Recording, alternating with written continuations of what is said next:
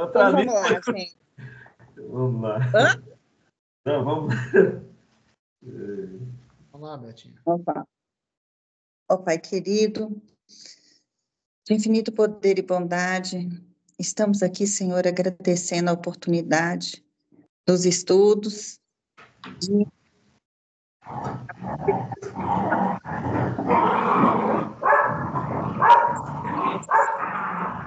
a possibilidade de trabalharmos, de estudarmos.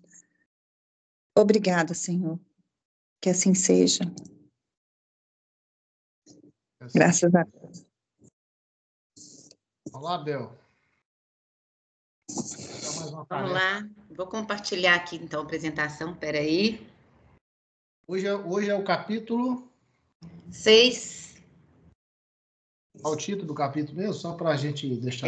circuito elétrico e circuito mediúnico. Beleza. Estou até suando para poder apresentar esse capítulo. Aqui, ó. Vocês estão vendo? Sim. Ah, tá. Pode ir. Então, peraí, deixa eu só colocar aqui no modo... Agora está no modo apresentação, tá? Correto. Tá ok. Então, antes da gente começar, né, a falar do capítulo mesmo, eu queria passar uns conceitos, porque, né, como grande parte aqui não é da área de exatas, né, como eu, por exemplo, então, o que seria, primeiro, uma fonte de energia? Então, para que qualquer equipamento elétrico funcione, ele tem que receber energia de alguma fonte. E isso pode ser uma pilha, uma bateria, né, e aí o equipamento ele deve estar conectado a uma rede de energia elétrica, que aí, no caso, ligado na tomada, né? Os exemplos de fontes de energia seriam pilha, bateria, né? Então, seria isso a fonte de energia. Aí nós temos o gerador. O gerador é um equipamento que transforma um tipo de energia em outro, e no caso do gerador elétrico, ele vai converter diferentes formas de energia, por exemplo, como se for a energia mecânica, química, energia solar, em energia elétrica. Então, no caso da pilha, da bateria, a energia química ela é transformada em energia elétrica. No caso de uma usina elétrica, por exemplo, os geradores transformam a energia mecânica das turbinas em energia elétrica.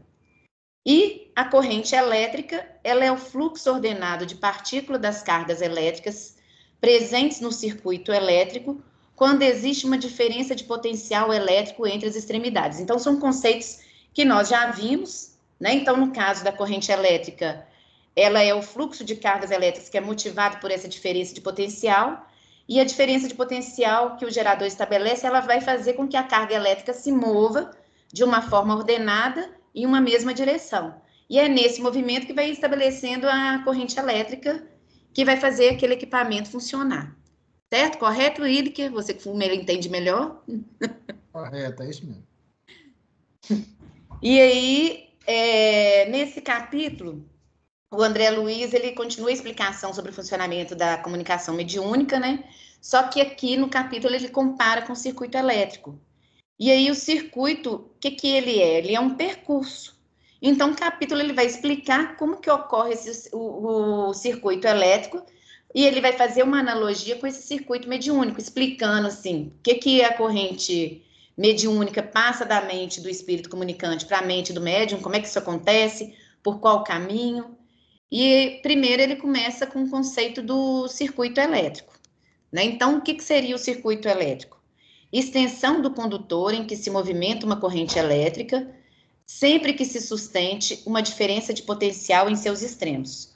Ou seja, para que aconteça o circuito, a energia correndo, eu preciso ter uma diferença de potencial para que os elétrons se movimentem. E essa diferença de potencial é que vai fazer com que os elétrons eles circulem. O circuito elétrico, ele é um conjunto de equipamentos que promovem a passagem da corrente elétrica. Então, é o conjunto que é formado por um gerador elétrico, um condutor em circuito fechado e um elemento capaz de utilizar a energia produzida pelo gerador. Então, o circuito ele possui um condutor de ida e outro de volta da corrente, o gerador e os aparelhos de utilização, como está acontecendo aqui, como mostra aqui, né, nessa imagem.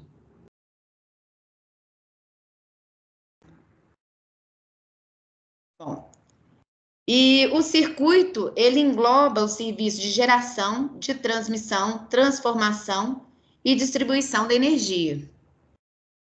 E o que seriam esses elementos do circuito, né? O circuito ele tem 3 elementos básicos: a fonte de energia que vai impulsionar os elétrons, o aparelho que consumirá em parte a energia dos elétrons e os cabos condutores de ida e volta dos elétrons. Então, no circuito elétrico, nós temos o gerador, que é a fonte de energia, aí pode ser uma pilha, uma bateria, que tem um polo positivo, um polo negativo. O polo positivo impulsiona os elétrons para que eles circulem no fio condutor, indo até o outro polo do gerador. Aí, no caso, né, depois a gente vai falar mais na frente, que ele fala do sistema convencional e do real, essa questão de polo positivo e polo negativo, tá? E aí, pegando uma lanterna elétrica como exemplo, né, os elementos do circuito aí seria o quê? Então, a gente tem a fonte de energia, que é a pilha, o aparelho, que é a lâmpada lá da lanterna, os cabos de conexão, que seriam os fios de conexão mesmo. Né? Então, uma lanterna, ela tem uma fonte de energia, que é a pilha ou a bateria, um metal condutor de eletricidade e uma lâmpada. Aí, o circuito elétrico, ele pode ser fechado ou aberto, quando for necessário, né, através do interruptor. E as pilhas, elas são a fonte que vão transformar essa energia química em energia elétrica. E tem fios de cobre que transferem essa energia para a lâmpada, que pode transformar a energia elétrica em energia luminosa. Então, quando o circuito está fechado, a energia armazenada na bateria, ela chega na lâmpada e produz a luz. Quando o circuito ele é cortado, né, aí quando aciona o interruptor, a energia para automaticamente de fluir e de gerar luz. Então, a gente tem esse interruptor aí que liga e desliga, né? Então, que é para abrir ou para fechar esse circuito elétrico. Só para... Porque acho que uma forma fácil da gente entender o que é um circuito elétrico, então, é falar que é uma ligação de elementos elétricos que formam um caminho fechado para a corrente elétrica passar, né? E a função desse circuito elétrico, ela vai ser o quê? Enviar energia para os elementos que constituem esse circuito. Então, como por exemplo, a lâmpada da lanterna elétrica, né? Um aparelho elétrico e por aí vai. E depois de apresentar o conceito de circuito elétrico, o André Luiz, ele faz uma analogia com o circuito mediúnico. E aí ele vai estabelecer um conceito também de circuito mediúnico, né? Então, ele aplica-se o conceito de circuito mediúnico à extensão do campo de integração magnética, em que circula uma corrente mental, sempre que se mantenha a sintonia psíquica entre os seus extremos, ou mais propriamente o emissor, que é o espírito comunicante, e o receptor, que é o médium. Então, na corrente mental, os elétrons mentais, eles circulam, né? O circuito mediúnico, ele vai ser, então, um campo de integração onde circula uma corrente mental que é mantida pela sintonia psíquica que existe entre o emissor e o receptor. E no circuito, há o trajeto de ida, que é a vontade e apelo, que a gente também vai falar, né, melhor, discutir melhor aqui no capítulo, que eu vou falar, e o trajeto de volta, que é a vontade e resposta, sob o comando da entidade comunicante, e a concordância do médium, né? Então, uma corrente elétrica, ela passando por um condutor, ela produz um campo magnético ao redor desse condutor, como se ele fosse um ímã. E em torno desse círculo de pessoas, por exemplo, numa reunião mediúnica, vai se formar um campo magnético, e esse campo magnético ele vai ser capaz de atrair espíritos desencarnados de qualquer tipo. E também é capaz de repelir aqueles que não devem penetrar naquele campo magnético. Até tem relação com um livro que a gente está estudando também na reunião mediúnica, né, quando fala dessa questão do campo magnético, e numa reunião mediúnica vai funcionar esse circuito fechado, e que tem influência sobre os médiums que estão ali, da mesma forma que os médiums influenciam a corrente mental, né, e essa corrente mental, ela fortalece a mediunidade do médium, né? Daí a importância dos médiums de sustentação, daquele médium que é ostensivo, assim como uma pessoa que se distraia facilmente numa reunião mediúnica, ela vai quebrar essa corrente. Então, a importância que eu fiquei pensando, assim, claro que a gente já sabe disso, mas quando eu comecei a estudar, eu tive a noção da importância de uma sustentação para a reunião e do tanto que o fato da gente estar ali numa reunião com a mente em outro lugar, ou tá, né, não está ali de corpo e alma, né, falando assim, o tanto que isso atrapalha o trabalho. A gente estava até conversando hoje, né, Willy, porque nas reuniões de quarta-feira da equipe Amor, às vezes a gente nota uma certa pressa do pessoal de terminar a reunião, e o tanto que isso quebra, né, esse circuito, né, essa corrente que a gente forma, né? E aí vem no circuito... Oi? Dá uma paradinha aí, vamos bater um papo sobre isso primeiro, que foi Uhum. Olha bem,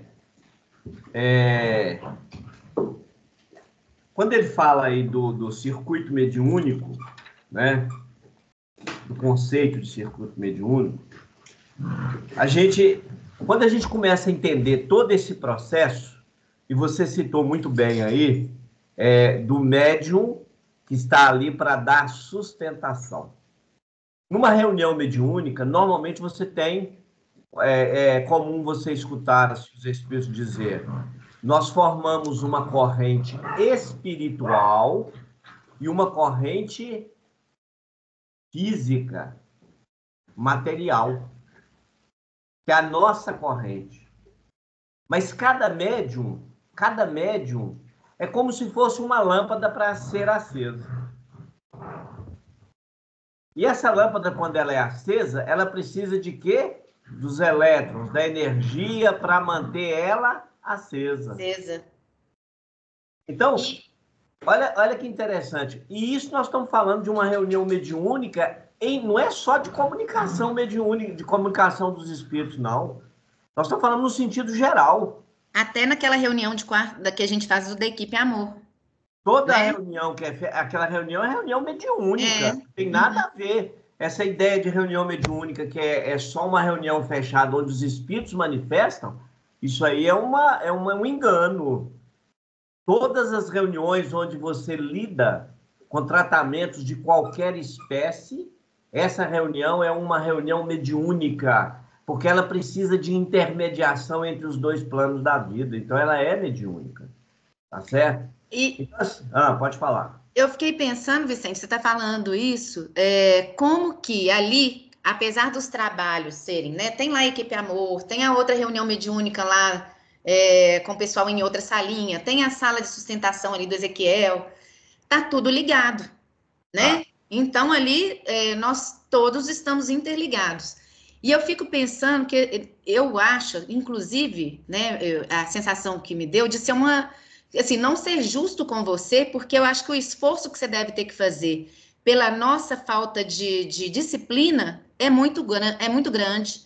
Então, a gente poderia contribuir muito mais, porque eu sei que é um desgaste para você, né? Você fica ali de 6 até, às vezes, quase 11 horas, né?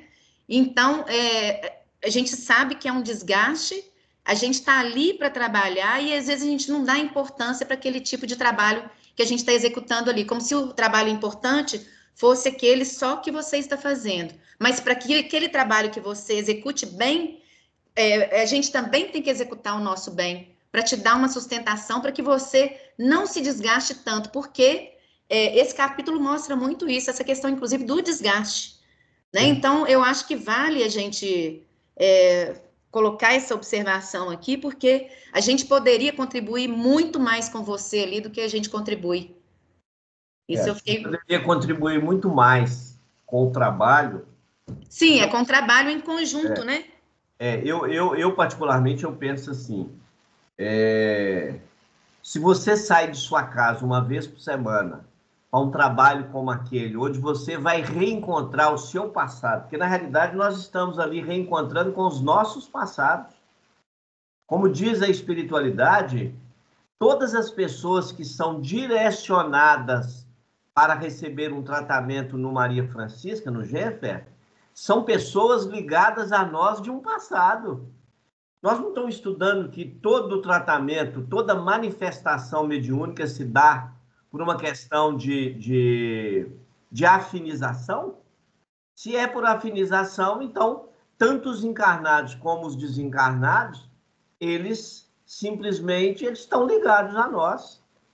O centro espírita ali, a grande parte dos trabalhadores vem de vários lugares de Belo Horizonte, às vezes até de outras cidades do interior. São médios que vêm para o trabalho e que, de uma maneira ou de outra, estão ligados à fraternidade do Triângulo Dourado, né? Então, assim, eu acho que a partir do momento em que você se oferece para o trabalho, eu acho que deve preocupar menos com o relógio e ocupar mais com aquilo que se propôs realizar. Então, assim, eu sou de opinião que eu gosto de falar e voltar lá nas passagens de Jesus, né? São os chamados os trabalhadores de todas as horas. Então, você tem os primeiros, você tem os últimos, você tem, enfim, mas o salário é diferenciado. E por mais que a gente, às vezes, fala nessa questão de salário, fica parecendo que a gente está trabalhando só para receber salário. Não, não é isso, não. É porque, na realidade, nós precisamos, sim. Imagina, por exemplo, você tem um filho. Esse filho, ele só quer dar vida prazeres. Ele não está construindo nada para poder fazer jus ao auxílio que ele recebe no mundo espiritual. Mas olha que interessante. Qualquer coisa que acontecer com este filho pode trazer uma desordem emocional para um dos trabalhadores, por exemplo, o pai ou a mãe, que são portadores de créditos, e o mundo espiritual agir a favor daquele cidadão, mesmo que ele não tenha crédito nenhum, em razão do pai e da mãe. Olha que interessante. Então, isso a gente precisa de entender que eu não fico muito preocupado com A, B ou C, não.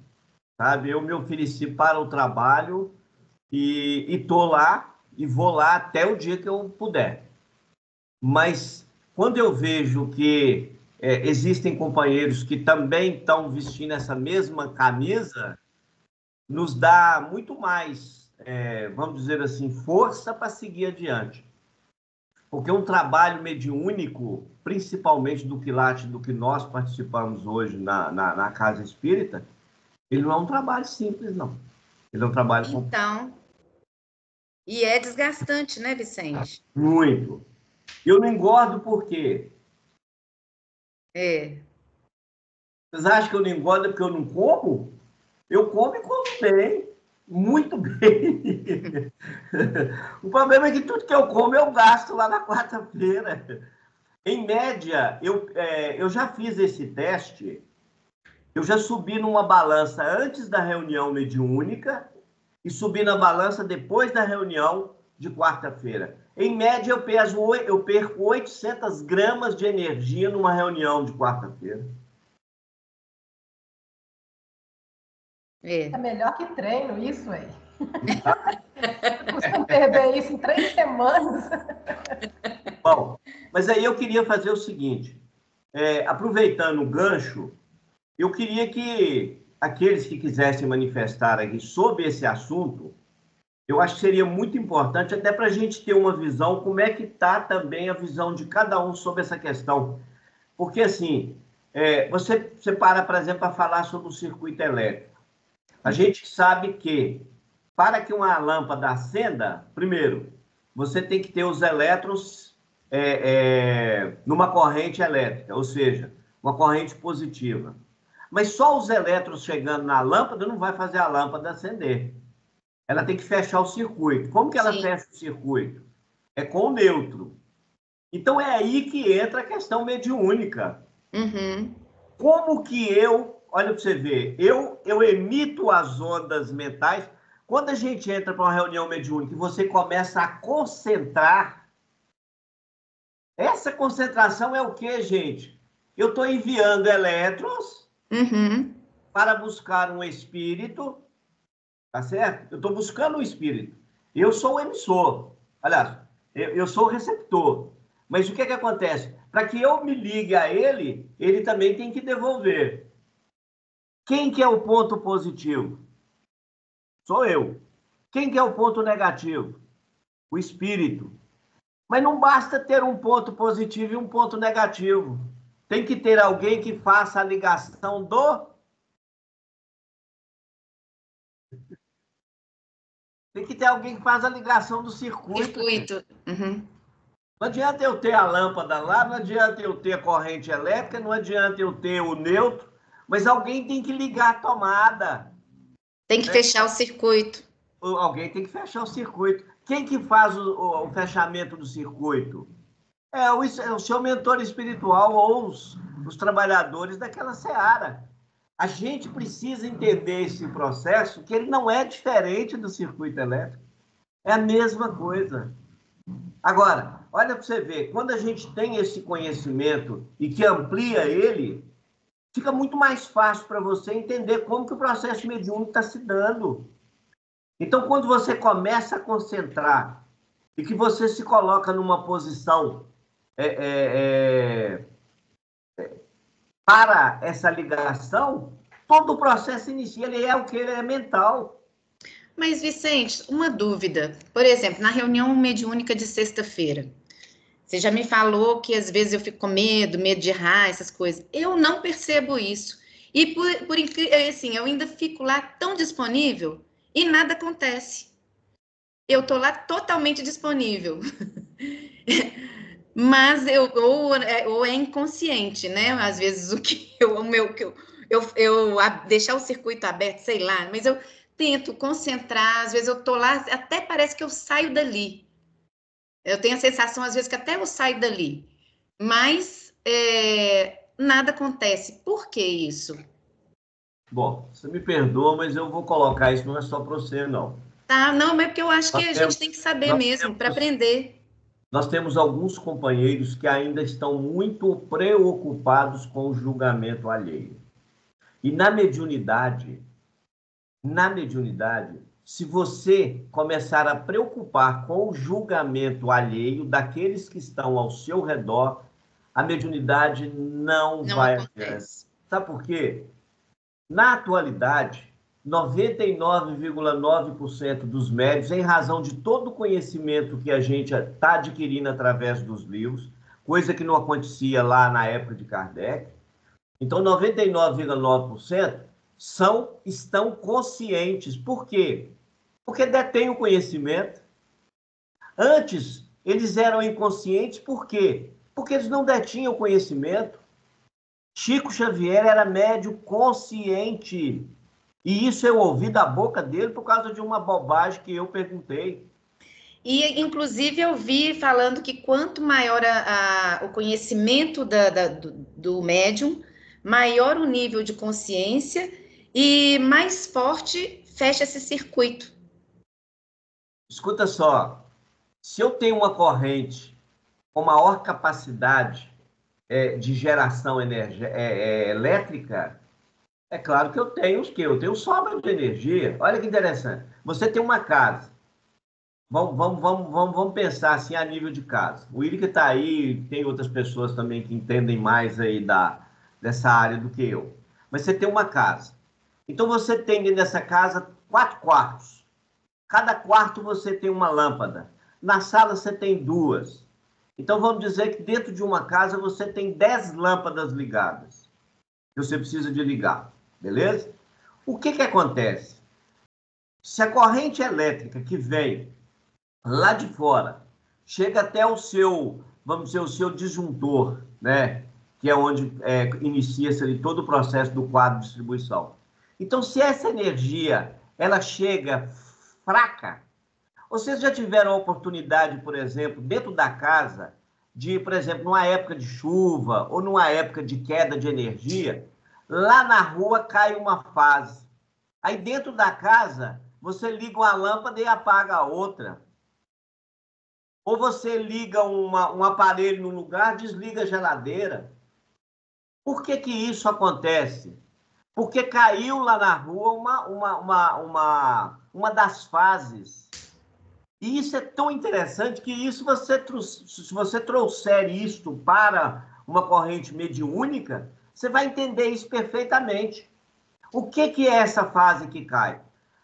Uma reunião é um conjunto de pessoas que todos são responsáveis por aquele circuito elétrico que está ali em movimento. Então, nós somos o polo positivo ali. O que acontece? Se alguém quebra essa corrente através do pensamento, que ele vai quebrar a corrente através do pensamento, o que vai acontecer? Ele atrapalha a reunião mediúnica todinha. Aí ele começa a gerar um problema para os espíritos coordenadores do trabalho. O que a espiritualidade tem que fazer? Tirar aquele elemento da corrente. Olha que interessante. O processo é o mesmo. Se você está dentro de uma casa e você perde uma fase e você começa a ter esse problema, então o que você tem que fazer? Você tem que desligar os demais quartos, salas e tal, e usar a energia num ponto só onde você precisa. O mundo espiritual faz a mesma coisa. Então, você imagina, por exemplo, uma pessoa que está completamente num dia de quarta-feira, num dia de sexta-feira, que ele está completamente despreparado. Ele não se preparou para a reunião. Ele é um ponto perigoso para o trabalho. Então, assim, seria muito importante que todo mundo, que quem quisesse manifestar aí, dentro do que a gente está falando, o que vocês também estão interpretando dentro da fala, dentro do estudo, dentro do que ele está falando. Seria bom que os companheiros manifestassem aí. Vicente, aproveita, já deixa que você deu aí. No caso, assim, por exemplo, a gente pelo menos eu, né, atuo lá na parte do diálogo, né, com os espíritos. Com certeza a gente tem que estar imerso nessa mesma corrente para tentar captar, né, as informações e, de uma certa forma, uma ajuda, né, dos espíritos, dos mentores, auxiliar determinados espíritos sofredores que estão ali. O que eu tenho percebido comigo, assim, que à medida que a gente vai estudando, a gente vai ganhando um pouco mais de bagagem, de conhecimento, tem facilitado mais a comunicação com os espíritos. Né? E isso tem facilitado, parece que está abrindo um pouco o canal, assim, a gente... Às vezes eu até fecho o olho, eu sei que não pode, mas às vezes eu fecho o olho para tentar receber essa informação e uma certa intuição nesse diálogo. Porque no início eu tinha muito medo de o que eu vou conversar. Eu não enxergo nada, não consigo entender nada, o que está acontecendo do outro lado, vamos dizer assim, né? Então eu tinha muito receio de até prejudicar aquele espírito que estava ali. Mas olha que interessante, nós não falamos que para o circuito funcionar, nós temos dois polos. Nós temos um polo positivo e um polo negativo. Uhum. Mas para o circuito fechar, alguém tem que fechar ele, não tem? Sim. Nós estamos falando no campo físico ali. Alguém tem que fechar ele. Quem que fecha ele? É o doutrinador. O doutrinador é que vai fechar esse circuito. É por isso que é muito interessante. Eu tive uma experiência nessa última reunião e que foi muito interessante. Um dos doutrinadores estava tentando doutrinar um espírito, mas, na realidade, ele não estava fazendo a coisa certa. Ele estava colocando o espírito em xeque-mate. E, na realidade, é o seguinte, não adianta você querer doutrinar o espírito que ele está revoltado, ele está com ódio, ele não quer saber de nada. Então, na realidade, o que você tem que fazer primeiro é ouvir. É igual médico. Você chega no médico, a primeira pergunta que ele te faz é o que você tem. Né? O que você está sentindo? Então, na realidade, quando o espírito chega ali, primeiro, nós estamos lidando com um espírito que às vezes ficou anos com dificuldade. Eu poderia dizer até que com uma demência e um Alzheimer mental. Por quê? Ele chega a tal ponto de desenergização que ele não consegue sequer pensar nos crimes que ele cometeu. E quando ele chega e que ele recebe os primeiros choques elétricos, o que acontece? Ele só consegue lembrar que ele é vítima. Observa para você ver. É raro você ter uma comunicação onde o espírito de cara chega e reconhece que ele cometeu um crime. Não, ele é sempre vítima. Por quê? Porque ele passou por um processo de anos numa situação onde ele esqueceu tudo. Ele ficou preso, tão preso à própria necessidade dele, que ele não consegue conectar as coisas. E aí é que entra, quando a gente fala de choque mediúnico. O que é o choque mediúnico? Gente, isso é tão legal. Olha para você ver. Para que haja só a comunicação, a gente falou da lâmpada aqui, né? Alguém tem que fechar o circuito. Mas no choque mediúnico, é como se ele tomasse, ligasse e desligasse, ligasse e desligasse. E essa energia que vai fazer com ele começa a despertar. É como se alguém estivesse dormindo e precisasse de acordar. É um despertador para ele. É mais ou menos assim. Então, por isso que na hora... Eu falo, desculpa interromper, que às vezes eu falo assim, essa questão da sensibilidade, do que dizer por espírito, né? Eu tinha muita dificuldade nisso. Agora eu estou tentando usar mesmo a intuição. Porque às vezes, por exemplo, assim, tem casos que hoje eu sinto que eu posso falar que está desencarnado. Mas isso que é interessante, é quando você se liga ao seu mentor. Sim. Porque o que acontece? Quem que tem todas as informações necessárias sobre aquele espírito comunicante? É o seu mentor. E o que vai acontecer? O mentor ele vai transferindo gradativamente parte dessa informação para você. A parte da informação que o espírito não consegue, ele ainda não consegue trazer, ele passa para você. É por isso que nós não temos que ficar nos preocupando em querer doutrinar um espírito apenas com palavras, não.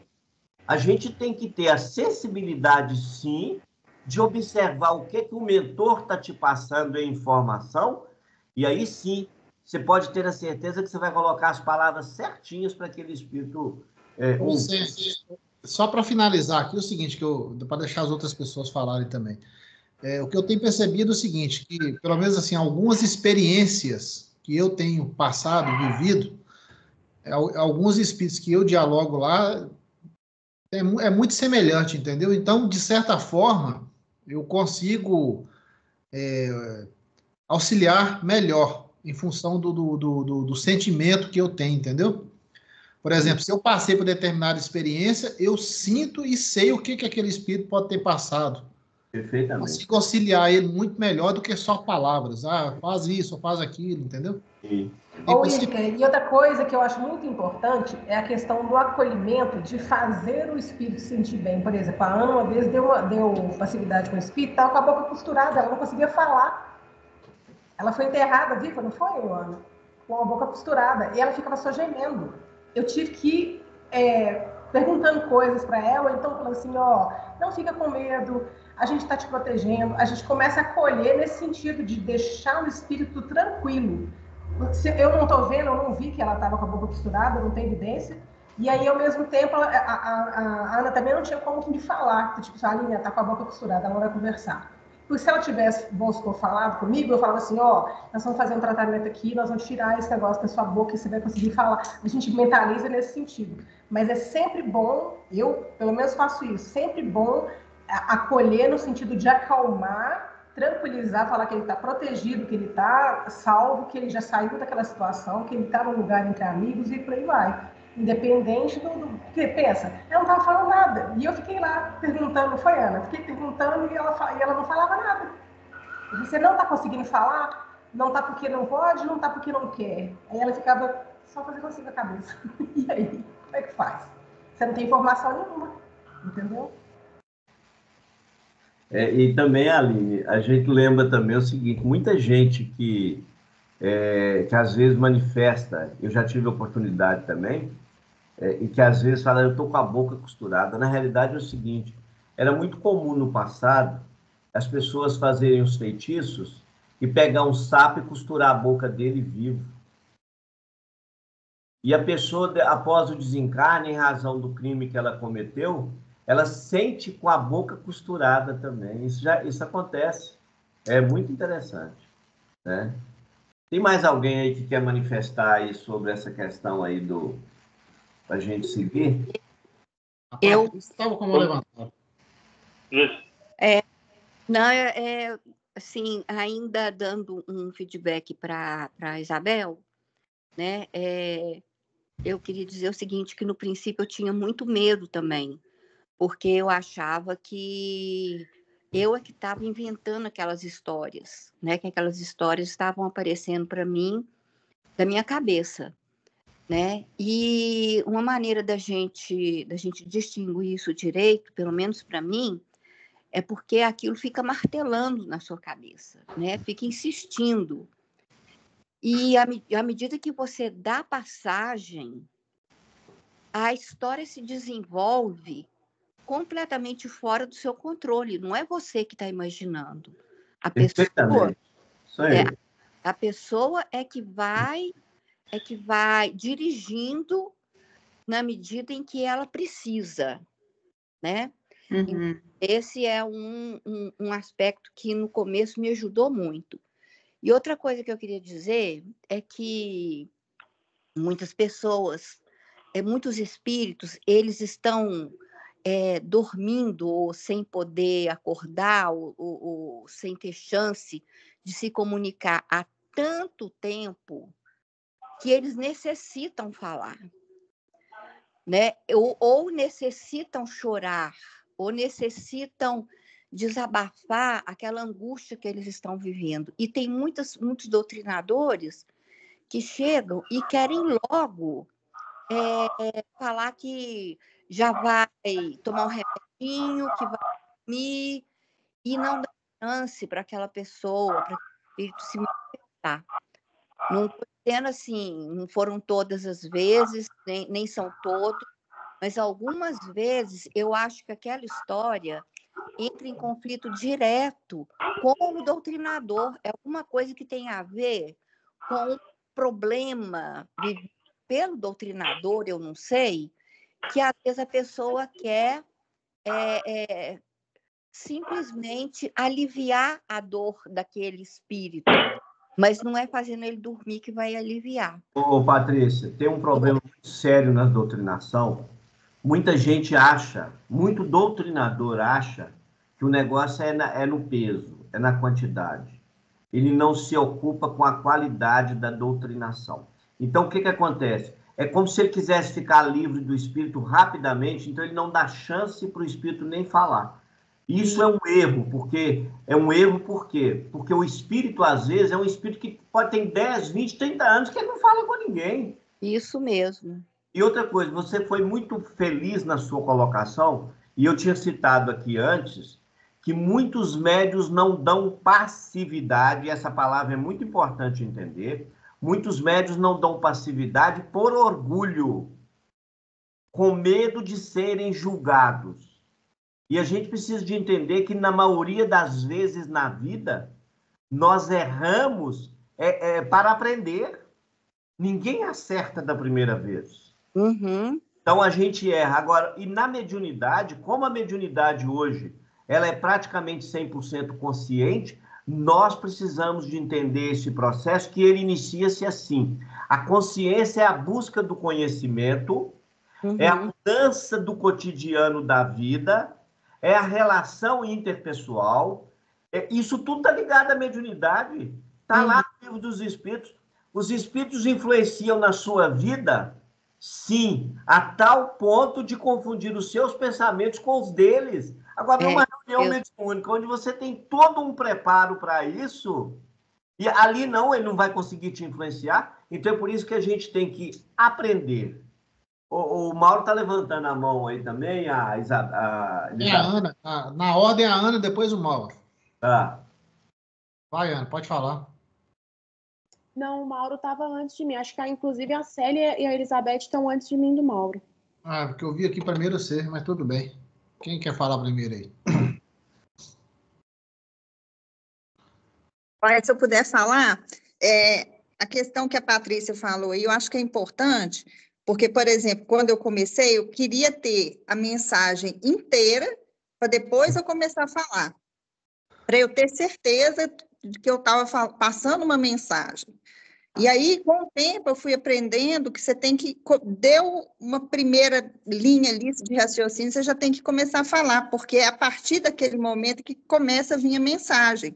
Então, às vezes, a gente fica com medo, mas você tem que começar, porque senão não vai. É o chute da bola. Exatamente. Tá? Ô, gente, vocês me perdoam, eu não posso perder a oportunidade quando cada um fala. Não é que eu sei mais do que é porque... Como eu me experimento e eu estou sempre tentando buscar novos conhecimentos, ampliar esses horizontes, então, assim, eu às vezes falo muito no sentido de auxiliar... Eu acho ótimo, Vicente. Não... É auxiliar os companheiros aqui para poder melhorar. É ótimo, até porque isso aí para mim é inconsciente. Eu não percebo, eu nem sei como fazer para não fazer, porque para mim isso é inconsciente. Isso aí. Mas é bom você falar para eu ficar atenta. Tá bom, beleza. Vai lá, Mauro, pode falar. O meu assunto Gente, na minha frente, o Mauro e a Ana. Oi? Não, ela falou que é o Mauro e a Mauro. Ana estão na minha frente. Pois é, o Mauro. O Mauro fala, depois a Ana, depois você. Tá.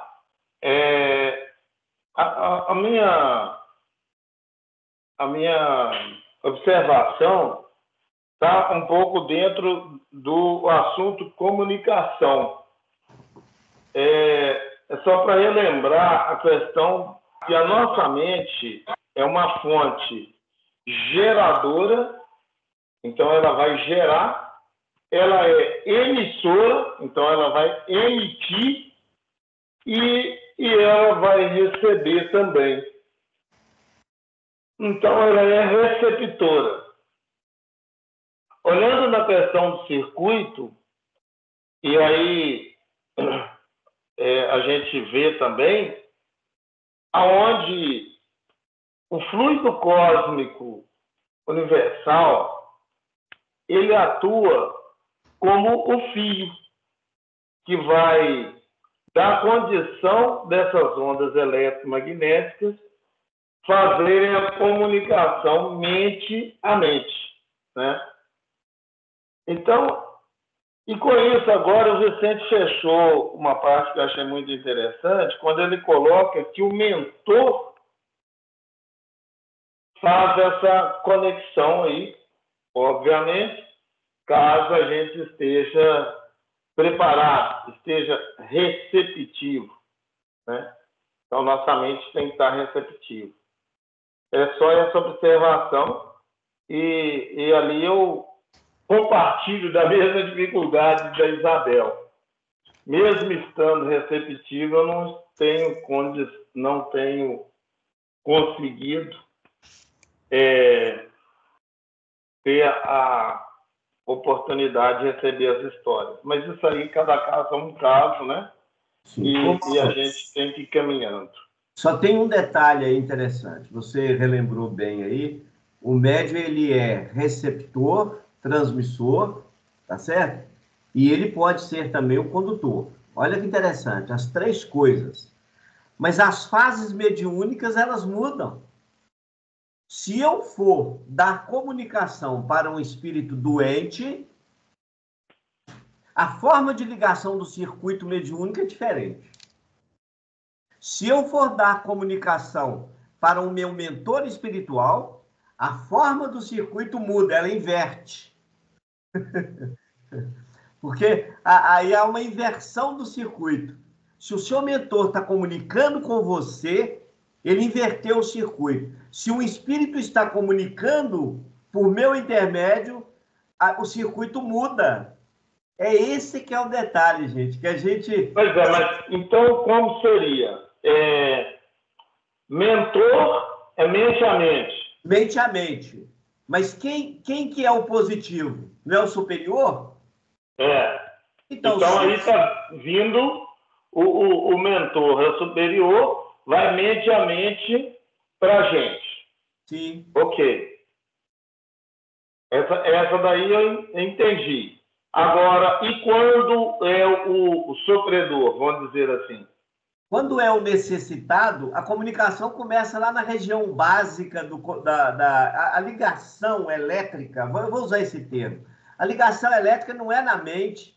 A ligação elétrica é feita na região básica. Você tem lá, por exemplo, o chamado chakra esplênico, que está nessa região das sensações inferiores. Vocês lembram que a gente falou sobre o armazenador de energia, que é o baço? Sim. Por que você precisa do baço na comunicação mediúnica? Porque ele é que armazena a energia que você vai mandar para o cérebro. Ele é ligado, ele não é o ponto negativo. Eu não falei aqui anteriormente que ele é o neutro que vai ser ligado. O neutro tem que ser ligado para a corrente fechar. Uhum. Só que ela não pode fechar ela não vai direto na mente do médium, não. Por quê? Porque aquele espírito está num processo de enfermidade, de necessidade. Então, ele é ligado na região básica, ou seja, nas sensações grosseiras do corpo. Ali é feita a ligação e elas chegam até os seus lobos frontais. A gente falou sobre isso aqui, quando o Calazans estava falando, nós chegamos a falar sobre esse assunto. Então, no momento que o mentor comunica com o médium, há uma inversão da ligação. O circuito elétrico muda, porque ele é o positivo. Eu, como sou inferior a ele, eu estou no ponto neutro, no negativo, é aí que se dá a comunicação. E olha que interessante, nesse caso, quem que fecha a corrente mediúnica? É o próprio mentor, porque ele tem capacidade para isso. Entendi. Entendeu? Não, eu não entendi, não. Se a comunicação não está existindo, eu posso estar tendo uma barreira para ela, né? Eu posso estar gerando uma barreira inconsciente ou consciente, não sei. Aqui, ó, eu vou deixar claro aqui, ó. Por exemplo, eu vou pegar aqui como exemplo Sandra. A Sandra é um médium que ela dá passividade com muita facilidade. Então, há um desgaste energético muito grande nisso. Às vezes, eu já cheguei numa reunião dela dar 3, 4 passividades. E, normalmente, os espíritos que manifestam para ela são espíritos sempre muito revoltados. E esses espíritos, eles desgastam muito o campo elétrico do médium. Se ela não tiver o mentor dela ao lado para auxiliá-la na recomposição energética, cuja energia ele vai tirar da corrente nossa, ela não consegue nem sair da reunião. Então, ele que é o interruptor. É isso aí que a gente precisa entender o que acontece. A presença do seu mentor espiritual na reunião mediúnica, ela é importantíssima. Nenhum de nós está sem a presença desse mentor, não. Mas aí você falou uma questão de polo positivo e polo negativo. Se você tem maiores conhecimentos, você seria o polo negativo? Não, numa reunião mediúnica, onde o espírito é necessitado, você é o polo positivo. Você é o positivo. Você então, que comanda. Você na comunicação com Ezequiel, você é o polo positivo? Não, eu sou o negativo. Eu sou o neutro. Por quê? Porque a corrente elétrica dele é 10 vezes superior, sei lá, 10 vezes, estou falando 10, mas é como se eu fosse 127 watts e ele é 50 mil watts. Por isso que eles falam do circuito convencional e do real, né? O real é que, na verdade, você é o polo negativo. Então, vamos citar Jesus aqui para vocês entenderem. Jesus, quando passou pela Terra, isso eu estudei num dos livros aí que fala sobre ele. Eu não sei se é do Hermínio. Quando Jesus passou pela Terra, chegava em certos momentos em que o corpo ficava tão pesado para ele que ele tinha que desmaterializar o corpo. Desmaterializar e recompor o corpo. Então, olha que interessante. E ele não aceitava a presença de um mentor, vamos assim dizer. Por quê? Porque no campo espiritual não tinha nenhum espírito que estava acima dele. Então ele era tudo no processo. Então, o tipo de polo que eu vou ser vai depender do meu comunicante. Se ele é superior a mim, provavelmente eu vou ser o neutro. Se ele é um sofredor, eu sou o positivo. Sempre que um espírito necessitado comunicar para o seu intermédio, você vai ser o polo positivo. Ele não. Ele é sempre o neutro. Mas no caso da comunicação do seu mentor, ele é sempre o polo positivo na comunicação. Por quê? O campo elétrico dele é muito maior, com muito maior capacidade de geração do que a sua. Entendeu? É isso. É isso aqui. Pergunta aí. Falta a Amanda falar ainda. Fala. É só um comentário. Ah, não, a Ana tá na minha frente. Mas a Ana falou, não falou, Ana? Você quer mais alguma coisa? Não, estava que eu tinha pensado no exemplo, mas ficou claro. Só uma questão, porque eu lembro perfeitamente de quando eu comecei a frequentar reunião nas sextas no ano passado e de hoje em dia, né? E avaliando, estava até pensando na reunião de sexta agora, eu tenho sentido muito mais os espíritos hoje. Então, às vezes eu fico até meio assim, gente, tô passando mal por sentir, sabe? Uma coisa que eu não tinha quando eu comecei a fazer parte da mediúnica. E até uma outra coisa também, que aqui em São João, a nossa reunião, a gente tem uma mesa, né? Então, no começo, quando a gente estava começando, eu tinha muito a questão da mão, porque eu ficava tão na dúvida se era eu ou se não era eu, que eu travava.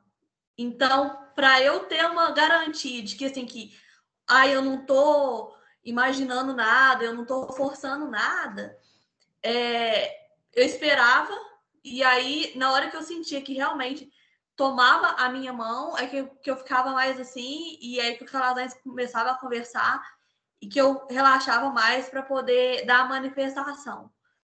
E hoje já mudou assim, completamente depois da mediúnica, aí no Maria Francisca, porque pelo menos aí a gente está com a mediúnica pausada agora aqui por um tempo, mas pelo menos aí eu consigo sentir muito mais, numa intensidade muito maior.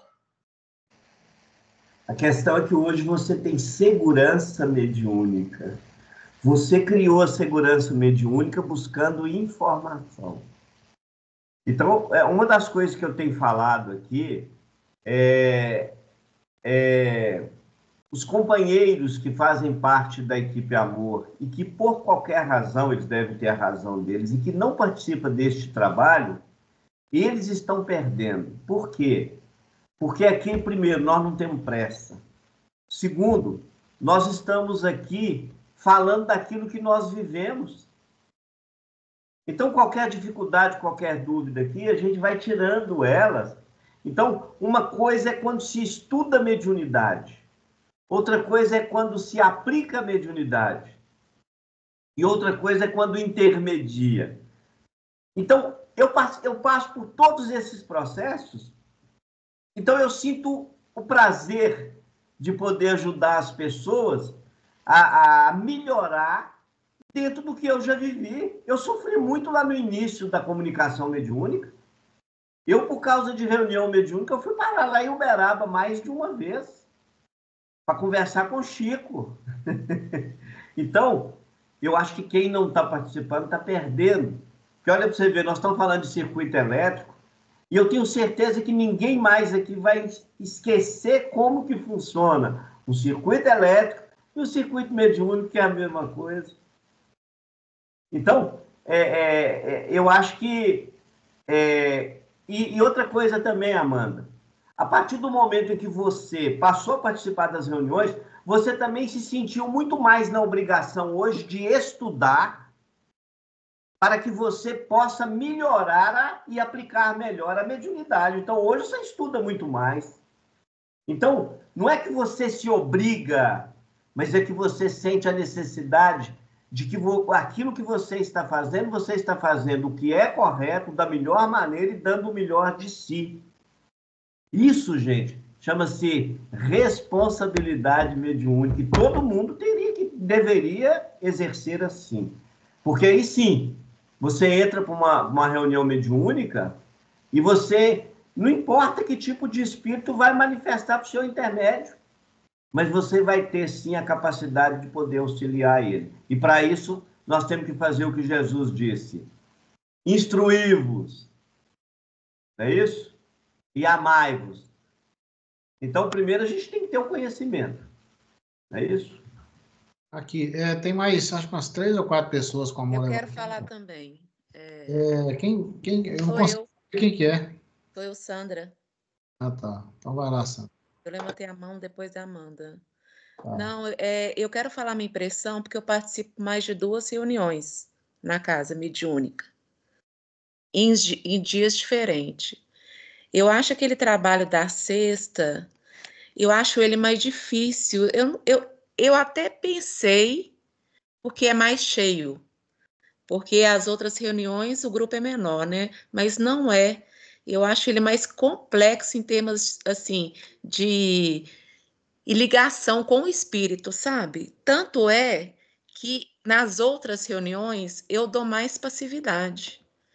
Eu não sei por que eu acho esse trabalho mais complexo, eu não tenho evidência, mas eu não sei, eu tenho mais dificuldade e às vezes eu dou uma só, no máximo 2. Realmente, nas outras, eu sinto mais facilidade de dar uma comunicação. Ô, Sandra, você não pode esquecer que na terça-feira a reunião é de educação mediúnica. Não, eu não participo de terça. Ah, você não está participando mais, de não? De quinta, né? E sábado. Ah, então tá. Bom, eu não posso, isso aí eu não sou capaz de te responder, por quê? Porque quem conduz os espíritos para as reuniões é a espiritualidade, não somos nós. Então, mas eu até pensei se o trabalho é realmente mais complexo lá, se é diferenciado. Ele tem uma diferenciação, sim. Por quê? Porque está ligado entre homens e animais. Não tem dúvida. Então eu não tenho muita afinidade com. Primeiro porque eu só tive cachorro de quintal. Eu nunca tive um cachorro em casa. Eu não sinto essa afinidade com cachorro. Às vezes é por isso também, né? O dia que você tiver um cachorro dentro de casa, Sandra, você nunca mais vai querer não ter. Não depende só de mim, não, Vicente. Eu não moro sozinha. Eu morava sozinha, mas eu não moro mais sozinha, não. Eu sei, eu entendo. Mas tudo bem. Então é isso, a minha impressão é essa. Sim, tá? Ele é diferenciado, mas eu não posso entrar muito em detalhes nisso, não. Vicente, eu estou pensando aqui, a gente podia fazer um domingo de estudo para tirar a dúvida que você já contou, né? Uns apertos que você passou aí no início da trajetória com a mediunidade, né? Você também contou da história do Chico. Acho que tiraria muito da nossa insegurança, que eu acho que a gente fica com algumas dúvidas e a gente acaba caindo naquela máxima de achar que é só a gente que está passando por aquilo, né? Não. E pode ser que tire o bloqueio, né, de algumas pessoas que estão tendo, o receio de vários de nós que acaba dando a comunicação, mas fica ali inseguro, né, na parte de mistificação. Seria interessante. E eu vou te dizer com toda sinceridade, Ana, graças a Deus que ficamos inseguros. Sabe por quê? Porque quando o médium fica inseguro, é sinal de que ele precisa buscar mais informação. E quando ele acha que ele não tem segurança nenhuma, que está tudo certo, está mil maravilha, aí é mais perigoso, porque aí ele pode correr o risco de cair aí num processo complexo. Então, é importante isso. Para finalizar aqui, pessoal, acho que tem mais 2 pessoas. Uma é a Beth. A Beth, você tem mais alguma dúvida, Beth? Você estava com a mão levantada. E tem aqui o Paulo e a Fernanda. Tá. Na realidade, a minha dúvida, não é dúvida, né? Mas é mais um pedido de opinião aí. Porque, assim, na parte dos mentores, eu tenho muita dificuldade.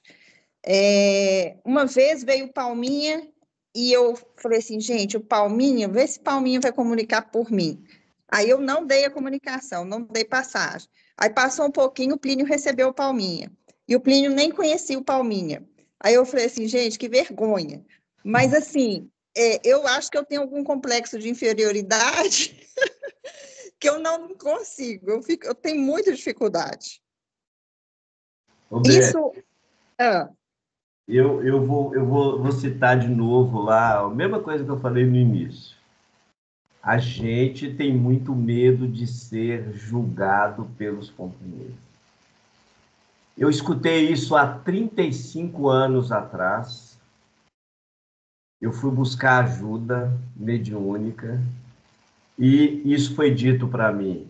Se você continuar preocupado com o julgamento alheio, você nunca vai exercer a mediunidade para o qual você veio na Terra. E a partir daquele dia, eu mudei eu não me preocupo nem um pouco com o que A, B ou C está pensando sobre a comunicação que eu dou. Para mim, não me interessa. Eu estou dando o meu melhor. Agora, se Jesus deu o melhor dele na terra e ele foi crucificado, minha querida, Vicente, ele tem que ser pendurado num toco de pau para colocar na fogueira. Então, a gente precisa, sim, de vencer, acabar com essa ideia de que eu não sou capaz. Todo mundo é capaz. O que a gente precisa é de quebrar alguns conceitos que a gente vai criando, porque, peraí, o seu mentor, ele é o espírito que dorme com você, dorme, que eu digo assim, né? Que está no dia a dia com você 24 horas. Então, muda tudo. Então, ele sabe da sua vida. Então, ele sabe também da sua capacidade, do que você... quais que são as suas limitações, e ele vai usar isso para poder trazer uma mensagem. Então, assim, é muito importante isso, sabe? E quando a gente vai melhorando o conhecimento e que a gente vai vencendo o orgulho, olha, o orgulho é a pedra que mais atrapalha na comunicação mediúnica. A grande maioria dos médicos... Olha, eu estou cansado de ver ali na sexta-feira, rapidamente, eu tive um caso de um pai dar uma comunicação por intermédio de um médium, a filha estava do lado e a espiritualidade não permitiu que ele falasse diretamente com a filha tinha que sentir o pai dela do lado, ele estava do lado comunicando com o médium, falando de fazenda. Ele, inclusive, eu perguntei para ele, falei assim, qual foi a sua experiência aqui na Terra? Eu fui fazendeiro. E a filha sentada do lado e ela não... Como se o mundo tivesse acabado. Eu falei, meu Deus do céu, como é que pode isso? Olha a insensibilidade. Eu estou falando de um ente querido que está do seu lado. É aí que você começa a entender até que ponto chega o orgulho nosso. E a gente precisa quebrar essa barreira. Obrigada. O orgulho atrapalha em tudo, Vicente, não só na mediunidade, atrapalha tudo. Não, você imagina na mediunidade. Pessoal, só para a gente finalizar, já esgotou o tempo, falta o Paulo e a Fernanda falar aí.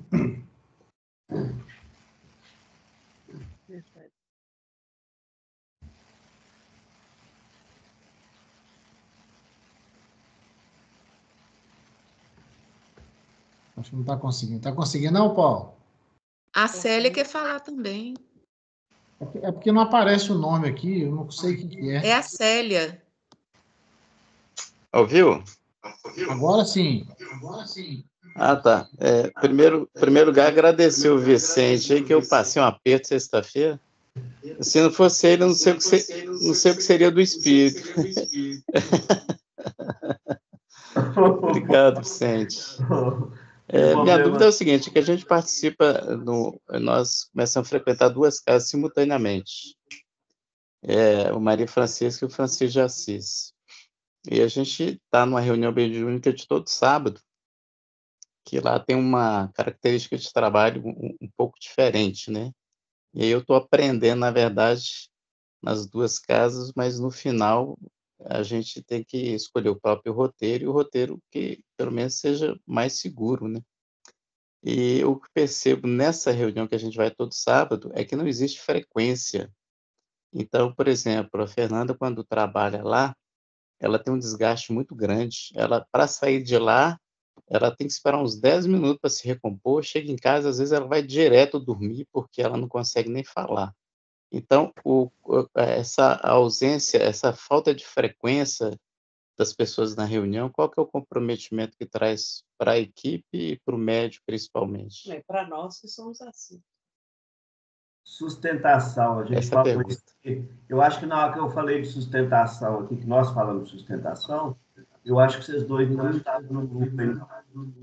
Porque sem sustentação do trabalho, não tem como. Os médios arrebentam com todos os médios. Então, essa sustentação é que faz com que, quando nós encerramos um trabalho, todo mundo tem que sair da reunião bem. Porque, primeiro, todo mundo está com a presença do mentor. Eu citei aqui, Paulo, uma característica que outras casas têm de quantidade. Nós não nos preocupamos com questão de quantidade, não. O trabalho, a orientação que a gente tem ali do Ezequiel é o seguinte: o espírito, primeiro, ele está chegando, a gente citou aqui antes, o espírito que está 20, 30, 40, 50 anos na furna de si mesmo, no buraco de si mesmo. Então, ele chega ali, ele precisa de quê? Ele precisa de conforto. Primeiro que ele já acendeu a luz do despertamento. E esse que é o detalhe. Ele só chegou ali porque a luzinha dele acendeu. Então, se ele não for bem recebido por nós vamos destruir ele. Então, aquilo que o mundo espiritual, todo um trabalho que o mundo espiritual fez, e que ele chega ali, e a gente vai querer simplesmente ficar livre dele para outro vir manifestar, existe um mau entendimento sobre o choque anímico e que a gente precisa muito de interpretar isso. Não, ele precisa só do choque anímico, o resto é com o mundo espiritual. Não! Aquele espírito sequer está apto a escutar qualquer pessoa do mundo espiritual. Ele está numa posição tão baixa, tão negativa, que ele só vai conseguir escutar a nossa voz. Ele não consegue ouvir o mundo espiritual, não. Quem tem voz física somos nós, e ele está numa condição humanizada. Então, é por isso que, na realidade, a doutrinação ali chama-se amor. É amor, é o que nós estamos dando. E vou falar um negócio ainda mais legal ainda. Olha que interessante. Olha eu falando mais legal. Existe um outro detalhe, o seguinte. Ali naquela reunião, graças a Deus que vocês não têm evidência. Porque se vocês tivessem evidência para ver o espírito que está comunicando por intermédio de vocês sairiam correndo daquela reunião. A espiritualidade uma vez me mostrou e eles me travaram na cadeira, que eu falei, é isso, um beijo, fica com Deus. E nunca mais me mostraram, porque eles sabem que não dá. É isso aí. Bom, o Mauro levantou a mão aí, Mauro, rapidinho para a gente finalizar. A Patrícia está na frente. Mas eu acho que ela já tinha falado antes, acho que ela só não abaixou a mão. Ela levantou de novo. Ela tirou. Só duas coisas aí com relação ao que o Vicente falou. Levando em consideração que a pessoa que é o dialogador, que a gente não consegue doutrinar ninguém,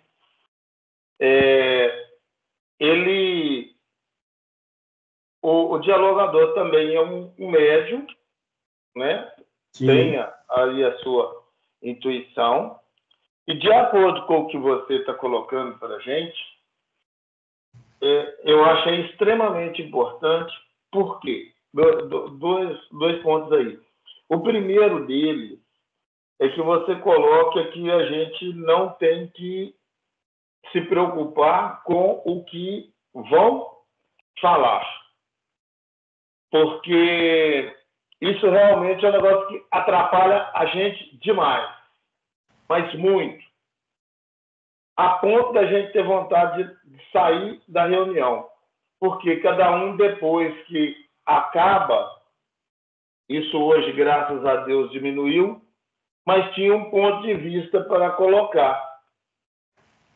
Aí você tem vontade de ter olho na nuca, para você olhar, né, tentar ler o que quem está atrás de você gostaria de falar, ou gostaria que você falar para a pessoa. E aí eu cheguei à conclusão seguinte: eu vou fazer o meu melhor e não vou sair, porque quem vai perder sou eu. E não sei até quando eu vou conseguir segurar e falar que isso me incomoda muito. Ainda bem que a espiritualidade entendeu e deve ter intervido, porque pelo menos hoje não tem tanta interferência. E a outra coisa que você falou, que eu achei extremamente importante e que eu já comungava desse entendimento, que não é quantidade, é a qualidade do diálogo. Então, a gente, às vezes, com um, você conversa 5 minutos, e com o outro você conversa 10, e com o outro você vai conversar quase a reunião inteira para, pelo menos, tentar chegar num ponto aonde ele aceite o acolhimento. E aí, me falaram assim: eu achei o seu diálogo muito longo. Eu fiquei muito equivocado com isso, porque, primeiro, que eu não tinha passado do horário. Segundo, que o que é muito longo e o que é muito curto? É de acordo com o que a gente vai conseguindo sentir ali, que a gente vai conversando até chegar num ponto que o espírito só tem aquela oportunidade, muitas das vezes, que a gente não vê eles voltando. Ele só tem aquela oportunidade. E se naquela oportunidade ele aceita ficar na casa, aceita o acolhimento, então, às vezes, você vai conversando, uma única coisa, né, que às vezes fala: não, eu gostei daqui, não, isso que você falou, eu gostei, por isso eu vou ficar e tal. Eu acho que aí a gente atingiu o objetivo no diálogo, entendeu? Então, olhando essas duas coisas que você falou, que eu concordo, realmente eu vejo que, assim, que talvez, quando for possível na casa, um curso, alguma coisa assim, para o grupo que está trabalhando os grupos mediúnicos.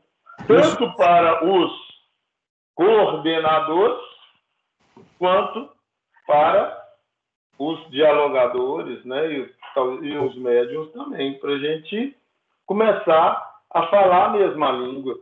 Porque a gente vê que tem diferenças até assim, você não pode colocar o banco aqui na frente do médium, não. Na outra reunião eu posso fazer isso. Não, mas você não pode, não, porque você tampa o médium. Tá bom? Paulo, deixa eu te falar uma coisa. Esse trabalho, eu acho muito interessante que o Ezequiel, de vez em quando, ele pega uma pessoa de uma outra reunião e leva para lá. É muito interessante o que ele faz. Por quê? Eles precisam de quebrar alguns tabus. As pessoas criam os tabus, né? É igual a Amanda citou aí a mesa. As pessoas acham que se não tiver uma mesa, não tem reunião mediúnica. Por quê? Por que a gente foi tirando a mesa do centro? Por causa de um termo que era usado antigamente, mesa branca. Uhum. Eu nunca vi uma mesa branca dentro do centro espírita. Eu vi a mesa de madeira. E as pessoas usam mesa branca para separar de outro credo religioso. Isso é uma palhaçada. Agora, eu particularmente, eu acho o seguinte: a palavra doutrinação está errada. Nós não somos, a gente usa isso, mas nós não somos doutrinador. Quem somos nós para doutrinar qualquer pessoa? Jesus, sim, é um doutrinador, mas nós não. Então, nós somos dialogadores. Agora, o tempo é a necessidade do espírito. Agora, quem precisa mais de falar é o espírito. Perfeito.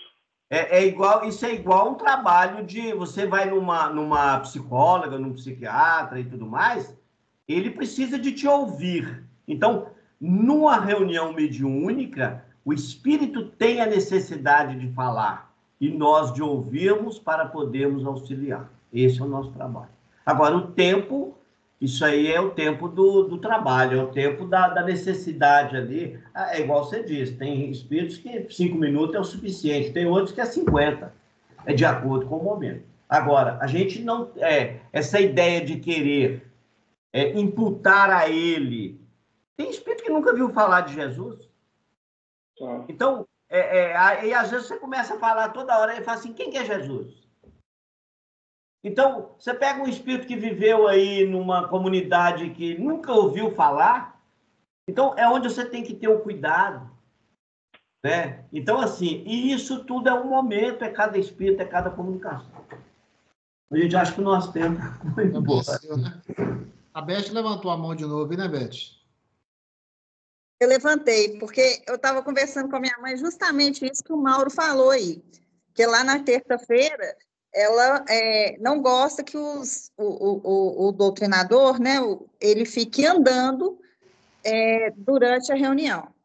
E aí eu falei com ela que na nossa o pessoal fica andando. Aí ela falou assim que ela não gosta que fica andando porque os médiums se distraem com a presença do dialogador e perde a comunicação. É uma reunião de educação mediúnica, né? E aí eu estava conversando com ela que também na corrente, que o médium fica sentado na corrente, né? Então, quando ele sai da corrente para fazer o diálogo, ele poderia estar quebrando a corrente também, né? Mas é lógico que a espiritualidade tem que estar cuidando daquilo ali, né? Ele não quebra a corrente, não. Aí é uma visão mais materializada. O que quebra uma corrente é a mente, não o corpo. O corpo, não. Eu posso sair da corrente fisicamente, mas mentalmente eu continuo ligado a ela. Agora, se durante a reunião eu começar a pensar numa conta que eu tenho que pagar, ou no gato ou no cachorro que está lá em cima do telhado, eu quebro a corrente. Porque é mental, ela não é física. O que eu vejo... Ali, os médiuns, como eles estão aprendendo, se a pessoa fica andando, distrai e ele não consegue manter a comunicação. Ô, Beth, mas o que eu vejo aí é o seguinte, depende do tamanho da reunião. A nossa é muito grande, né? Você pega uma quantidade de pessoas pequena, não precisa ficar andando ali, né? Às vezes você percebe... Mas na de terça é grande, é maior do que a de sexta. A reunião de terça tem mais gente que a de sexta. Pois então. É muito mais gente. Aí precisa do médico, dialogador. Mas o problema é que cada médium tem um jeito, por exemplo. Tem médico que, se você não chegar perto dele e não falar assim, tá tudo bem, oi, olá, ele não se manifesta. Outros, você já vê que já tem manifestações físicas ali começando, a pessoa já está incomodada, faz expressões, aí você vai lá, você está sentado lá do outro lado, mas se você vê que ninguém está atendendo, você tem que ir lá atravessar o salão todo para ir lá ver. Mas, por exemplo, eu não enxergo nem de óculos no escuro, eu não enxergo nem de dia. Imagina... Eu tenho, inclusive, sua mãe implica comigo nesse ponto, porque eu fico caminhando, mas é porque eu não enxergo. E às vezes um médium não vai falar isso lá na frente, tipo assim, vai me chamar e não para me chamar. Eu tenho que ir, caminhar e perceber. Porque eu noto, Vicente, que falta um padrão. E aí o que acontece? Cada um coloca o negócio do jeito que ele acha que dá. Ah, não. Você não pode ficar aqui não, porque você está monopolizando o médium. Eu nem sabia que existia isso. Aí você tem que estar sempre trocando de lugar. Falei, tá, beleza. Não, o banco não pode ficar na frente, não, porque as costas é larga, tanto à frente do médium, a gente não vê o médium. Beleza. Você tem que sentar do lado. Aí na outra... Então assim, o que eu acho, isso aí é uma visão, é o seguinte... até de ver reuniões diferentes, acho que talvez precisava aí o pessoal ter uma reciclagem, alguma coisa, que tivesse um padrão, né? Não, é igual, você pode andar, não pode andar. Tá? Numa não reunião é engessar a coisa, né, Mauro? Não é engessar. não engessar. Assim, ter umas diretrizes para todo mundo seguir mais ou menos, eu acho que tinha sim, porque eu participo de várias reuniões mediúnicas, cada uma é de um jeito. E aí, a ideia é ótima, né? Hoje é que eu não posso levantar e não posso andar, ou hoje é aquela que eu posso ficar do lado, sentado do lado, ou hoje é aquela que eu posso ficar sentada de frente, ou hoje é aquela que eu não posso chegar no médico e perguntar se está tudo bem, porque ele vai ficar melindrado, entendeu? É complicado isso. Eu falo que a gente corta um dobrado como dialogador nesse aspecto. Essa daqui eu posso ficar em pé na frente do médico, não tem problema. Não, mas essa daqui eu não posso, eu tenho que sentar do lado. Essa daqui eu posso pôr o banco na frente e conversar, beleza. Não, mas essa daqui eu não posso. Se eu colocar uma cadeira, também não pode. Bom, aqui, deixa eu falar só um negócio com vocês. Por que a gente usa? A ideia de colocar o banco na frente do médium, isso foi uma orientação que eu recebi do Ezequiel. Eu não criei. Eu vou te falar por quê. Porque uma vez a gente presenciou um doutrinador colocando a mão no médium. Ele não pode colocar a mão no médium. Não pode. Ele cria um problema seríssimo com isso. E aí, o que aconteceu? O Ezequiel virou para mim e falou assim, a partir de hoje, vocês vão colocar os banquinhos na frente e vão dialogar. Primeiro, você está na frente, tanto é que foi pedido por ele mesmo que eu falasse com o grupo que as mulheres que fossem participar das reuniões mediúnicas não fossem com roupas decotadas. Isso foi uma orientação que foi dito. Que não usassem roupas decotadas na reunião mediúnica. Por quê? Porque, às vezes, dependendo da posição que o espírito está manifestando, ela pode abaixar e os seios começar a aparecer. E isso desviar a visão do médium. E isso, até nisso foi pedido. Então, não é uma simples coisa. E o fato de estar na frente, você está recebendo diretamente ali por onde que saem as energias que normalmente nós emitimos. Quando eu penso, a energia está saindo por onde? Pelo chakra frontal. Você está onde? Você está na frente recebendo muito mais rapidamente do que se você estivesse do lado. E isso então, por isso que eu te falei, tem que ter uma informação, talvez uma reciclagem do grupo, alguma coisa, para essas coisas que vêm, até essas orientações do Ezequiel, chegar em todos os outros, porque principalmente quando a gente participa de mais de uma reunião, senão a gente não faz de acordo com a visão daquele coordenador. Eu vou sair em defesa do Mauro, porque ele já foi chamado a atenção, né, Mauro? Umas 2 vezes. Porque a primeira, porque falaram... Eu não vou falar que reunião que foi, não, porque senão eu vou entregar o coordenador. Primeiro porque falaram que ele estava monopolizando o médium. Não foi, Mauro?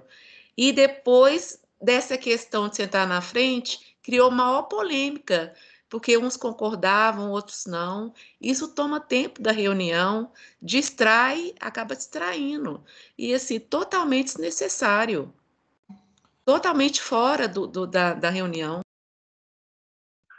Outra coisa aqui, gente, para a gente encerrar, senão já estamos avançando muito. Eu não sei, Vicente, se posso comentar assim, mas eu acho que é importante falar.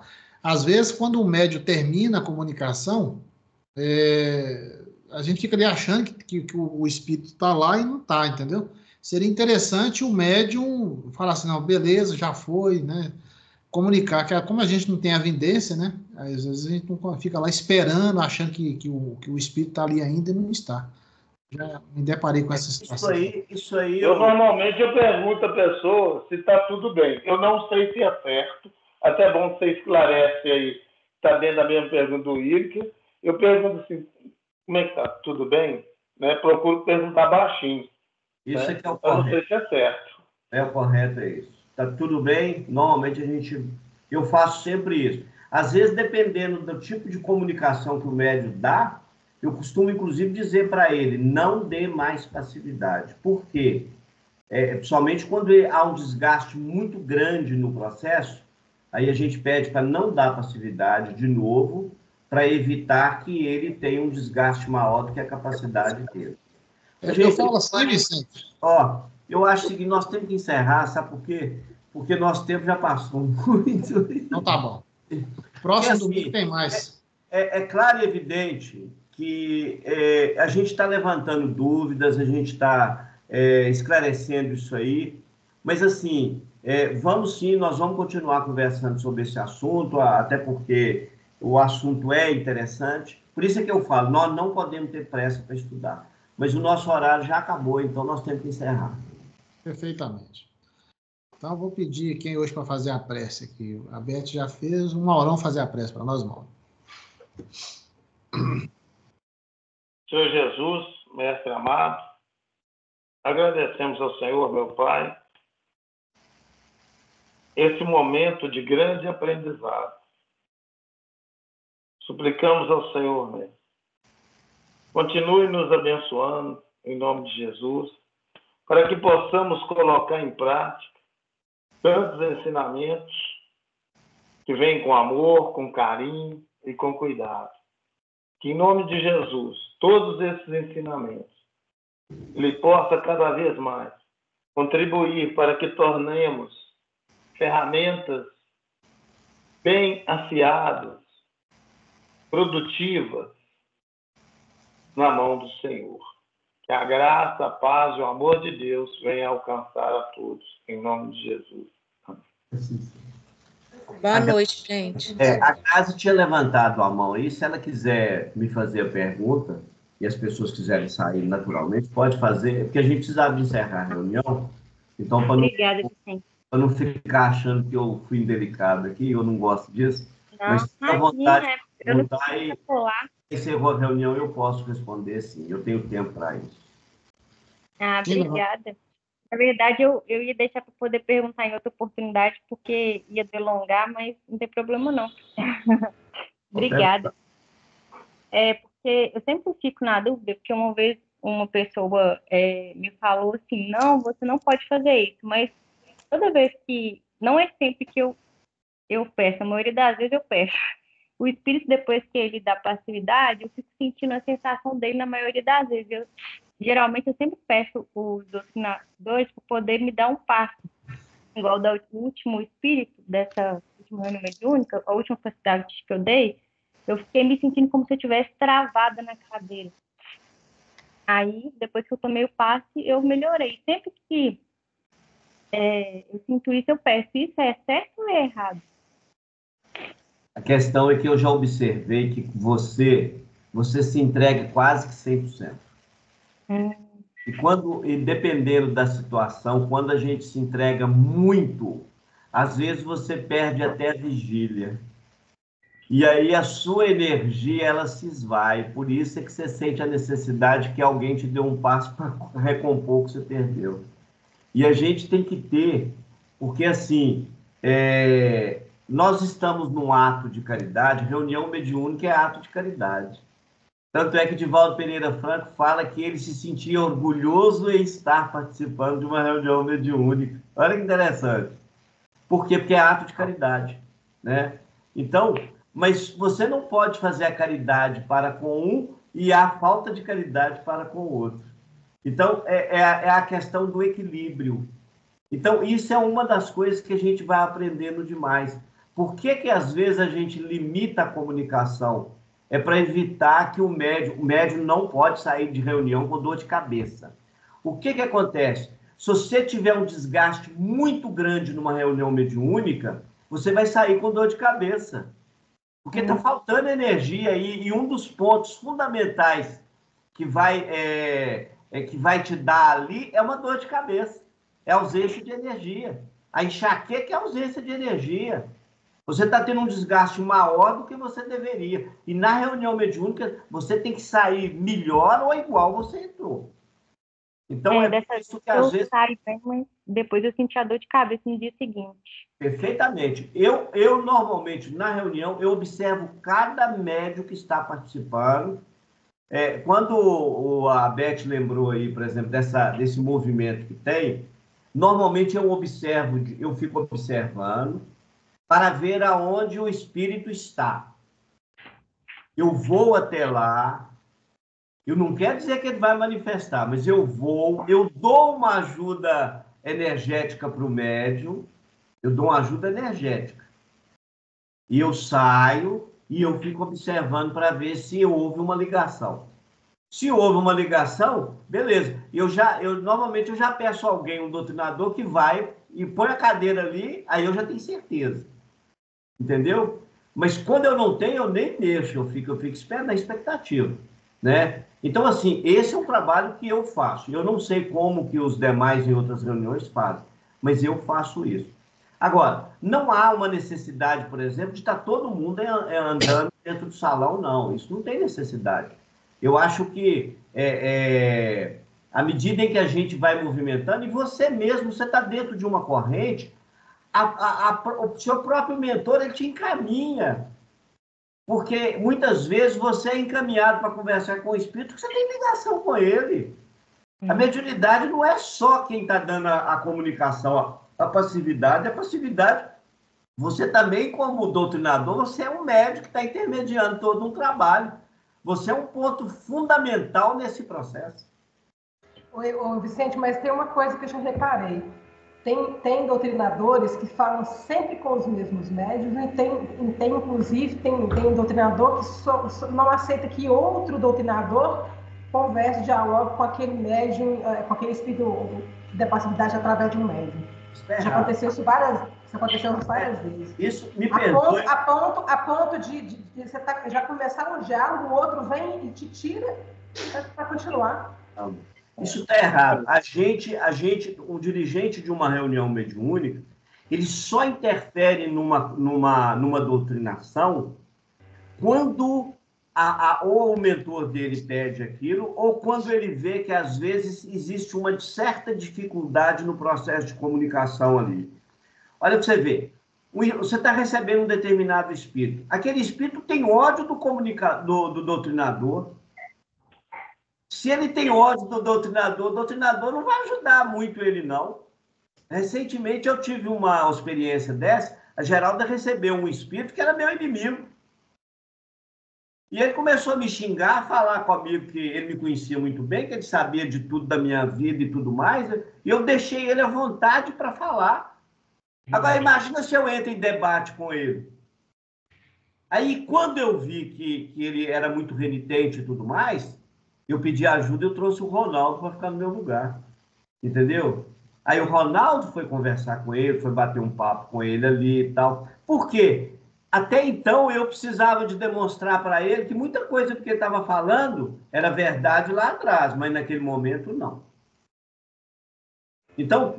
Eu entendo isso, mas eu estou falando é que queria-se igual, por exemplo, todo mundo senta nos mesmos lugares sempre. O que eu percebi também é que tem dialogadores que vão sempre conversar com os mesmos médiuns e aí você se interferir naquilo. Se você estiver dialogando com um médium, um espírito através de um médium que ele já está acostumado, você vê que ele fica incomodado. Isso chama vício mediúnico. Isso é um problema. Está acontecendo demais. Viu? Então, isso é um problema. Precisa realmente fazer igual o Mauro falou, dar uma planificada na coisa. O Ezequiel já tinha me pedido, ele já tinha me pedido para marcar uma reunião com todos os dirigentes e doutrinadores da casa.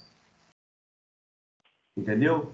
E a gente vai fazer isso para a gente poder dialogar sobre esse assunto, né? Quebrar alguns paradigmas, alguns tabus, e assim, até para a gente poder melhorar até os nossos conhecimentos e a nossa forma de agir. Então, assim, tem um monte de coisa que não está certa.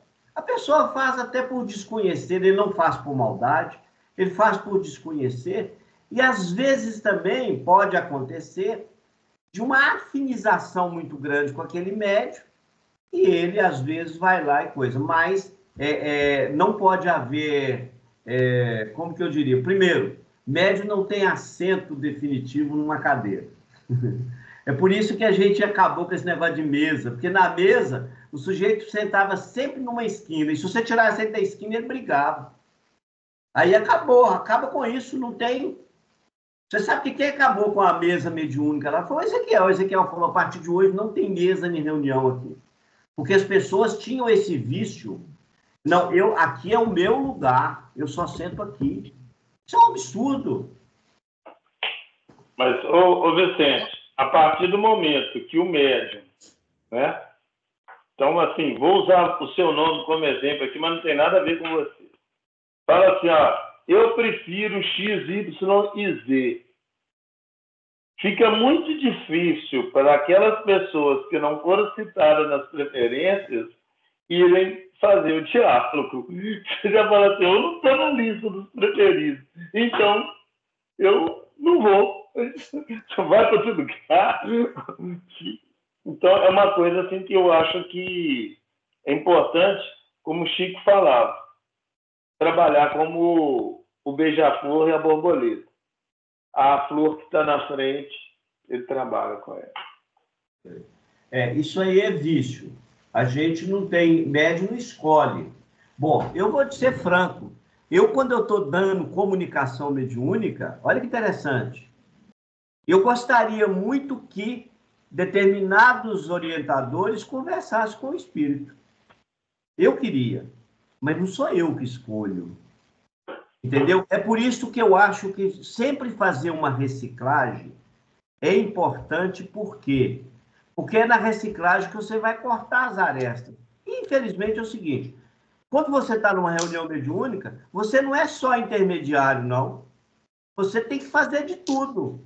Trabalhador em reunião mediúnica, ele pode ser... Olha para você ver, uma característica que tem na nossa reunião e que não tem nas outras. Eu estou dirigindo a reunião e, ao mesmo tempo, eu também dou passividade ao mentor. Existe uma orientação que isso não pode. Olha que interessante. Mas por que isso acontece lá na reunião? É uma necessidade. Mas a nossa reunião ela tem uma característica diferente, porque ela também tem uma característica de educação mediúnica. Olha que interessante. É uma mistura.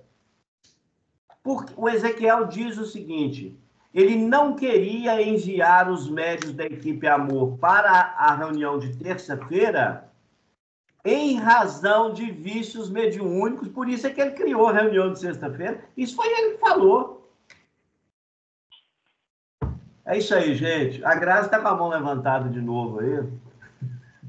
Não, queria só agradecer por você ter esclarecido a dúvida.